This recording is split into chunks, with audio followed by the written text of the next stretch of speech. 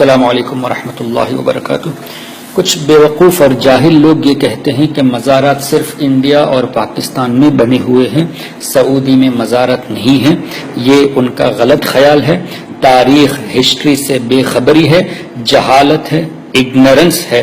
اگر وہ تاریخ پڑھے تو پتہ چلے گا کہ صحابہ کرام رضوان اللہ علیہم اجمعین کے زمانے میں بھی صحابہ کرام کی مزار تھے اور قبے بھی بنے ہوئے تھے۔ اسی طرح انڈیا پاکستان یہ تو دور کی بات ہے، آپ رشیا جیسے ملک میں جا کے دیکھ لیں، ازبکستان میں جا کے دیکھ لیں، اسی طرح ایجپٹ جا کے دیکھ لیں، یمن، سیریا، فلسطین، کئی ممالک میں جہاں جہاں اللہ کے نیک بندے آرام کر رہے ہیں وہاں مزارات بنے ہوئے ہیں۔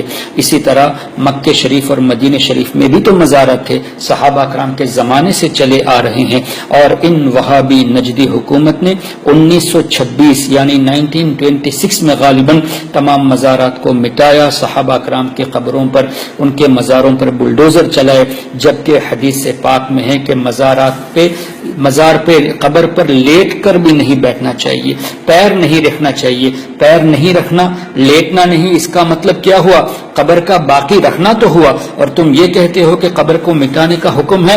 اگر یہ ہے تو ان حدیثوں کا کیا ہوگا کہ قبر پر لیٹ کر مت بیٹھو؟ معاذ اللہ رب العالمین۔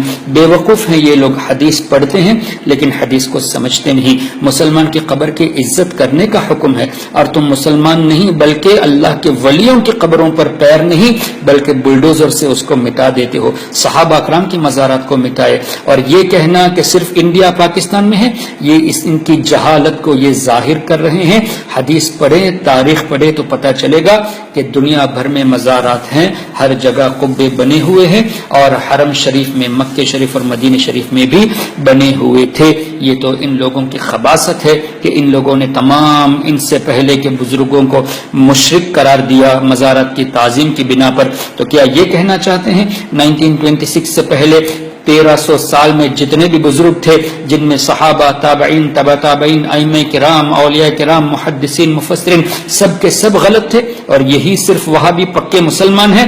اگر ایسا خیال ہے کہ وہ سب مشرک تھے تو ذہن میں رکھیے، ایک مسلمان کو کافر کہنے سے اگر وہ کافر نہیں تو خود کفر اس پر لوٹ جاتا ہے جس نے کافر کہا، یعنی کافر کہنے والا خود کافر ہو جائے گا۔ تو ایک مسلمان کو کافر کہنے سے خود کافر ہو جاتا ہے، تم تو صحابہ، تابعین، تبع تابعین، ائمہ کرام، محدثین، مفسرین سب کو مشرک بنا کر کافر اور مشرک بنا دیے، تو تم کتنے بڑے کافر ہوگے۔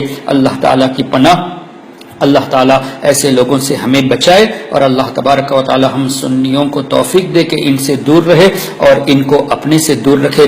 ذہن میں رکھیے کہ ان لوگوں کے یہ کارنامے مزارات کو مٹانا، اور وہ بھی مشرکوں کے قبر کو مٹانے والے حدیث کا سہارا لے کر اولیاء کرام کی مزارات کو مٹانے کی یہ جو کوشش کرتے ہیں، یہ عارضی طور پر کچھ بھی کر لے، حقیقت تو یہ ہے کہ چونکہ یہ اللہ کی نشانیاں ہیں، اللہ تعالیٰ کے نیک بندے ہیں، اس لیے اللہ تبارک و تعالی کا عذاب بہت جلد ان پر آئے گا، اور انشاءاللہ ضرور آئے گا۔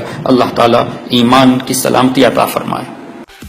میرے چینل کو اب سبسکرائب کیجئے اور اس کے بعد بیل بٹن دبائیے میرے ویڈیو سب سے پہلے دیکھنے کے لیے۔ ہم غلامان احمد رضا ہیں، کوئی بھی ہم سے جیتا نہیں ہے۔